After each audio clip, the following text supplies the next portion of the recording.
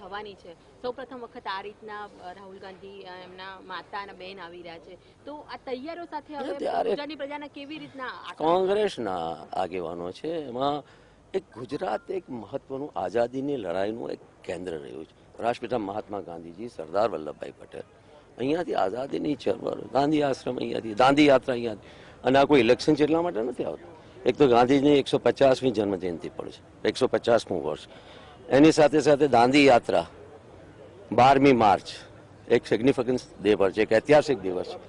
અને એની સાથે સાથે આ પહેલા પણ રાજીવજીએ પણ દાંડી યાત્રા કરી હતી, સોનિયાજી પણ દાંડી યાત્રામાં જોડાયા હતા.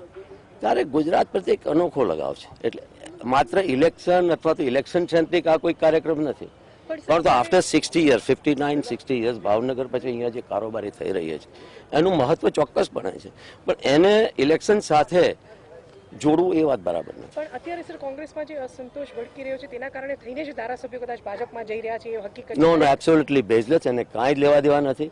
આ ભારતીય જનતા પાર્ટી એક તોડફોડ પાર્ટી છે.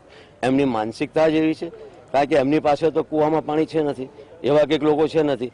મોટે ભાગે કોંગ્રેસમાંથી તોડીને પોતાની પાર્ટી કઈ રીતે બનાવી, અરુણાચલ જેવા પ્રદેશમાં જ્યાં 2 સીટ પણ નહોતી આવી ત્યાં આગળ સરકાર બનાવી લીધી. ત્યારે જ્યારે સત્તામાં નહીં હશે ત્યારે આ બધી સરકારો એમની તૂટી જવાની. એટલે એમની જે માનસિકતા છે તોડફોડની છે, અને એનાથી પણ શરૂઆતમાં જે વાત કરીએ કે ખુરશી બચાવવા માટેનો આ એક નિષ્ફળ પ્રયાસ છે. હતાશ થયા છે, રઘવાયા થયા છે, એટલે માટે આ બધા જેને કહીએ ને હવાટિયા મારી રહ્યા છે. 2014નું જે ઇલેક્શન હતું, જ્યારે 2019માં જીતની કેવી આશા છે અને શું કહેશો? ચોક્કસપણે 2014માં જે જૂઠા વાયદાઓ કર્યા હતા, લોકોને ગુમરાહ કરવાનો પ્રયત્ન કર્યો હતો, પરંતુ બધા લોકોને કેટલીક વખત કદાચ તમે મૂર્ખ બનાવી શકો, કેટલાક લોકોને બધી વખત મૂર્ખ બનાવી શકો, પણ બધા લોકોને બધી વખત તો મૂર્ખ નહીં બનાવી શકો ને. ત્યારે લોકોને હું નથી માનતો સમજી ગયા છે, માત્ર એમને એમ હશે કે આ એક એર સ્ટ્રાઇક થઈ છે એટલે આપણે ફરી પાછા ખુરશી બચાવશું, પણ એની સાથે સાથે આ દેશની સામે અનેક પ્રશ્નો છે.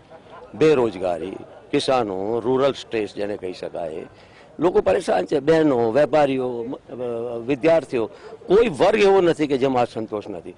એટલે માત્ર એક ખુરશી બચાવવા માટેનો પ્રયત્ન છે, અને જાણે છે કે ખુરશી જો નહીં બચાવી અને ફરી બીજી વાર સત્તામાં નહીં આવીશું તો 4 વર્ષ, 4.5, 5 વર્ષમાં જે બધું કર્યું છે એ બધું જ એક્સપોઝ થશે.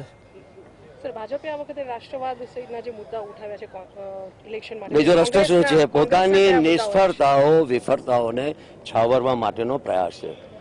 રાષ્ટ્રવાદની વાત આ મિત્રો કરે છે, કયા મોડે કરે છે? આઝાદીની લડાઈમાં બધા કાર્યક્રમોનો જેમણે વિરોધ કર્યો, સાથે બીજી કેટલીક પણ પાર્ટીઓ જોડાઈ હતી, અને આજે રાષ્ટ્રવાદની વાત કરે છે, આતંકવાદની વાત કરે છે. આતંકવાદની સામે લડતા લડતા તો કોંગ્રેસના આગેવાનોએ પોતાના દેહના ટુકડા કરી નાખ્યા.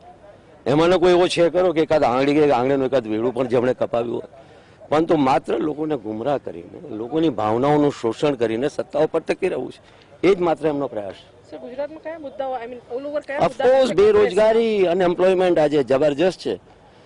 કિસાનો આત્મહત્યાઓ કરી રહ્યા છે. જે વાયદાઓ કર્યા હતા શું થયું? આદિવાસીઓ પરેશાન છે, જંગલની જમીનો, એમના 2 છેડા મળતા નથી. દલિત ભાઈઓ જે કંઈક છે એમના પર અત્યાચારો થયા છે. અનેક મુદ્દાઓ છે. મહિલાઓ પરેશાન છે, વેપારીઓ પરેશાન છે.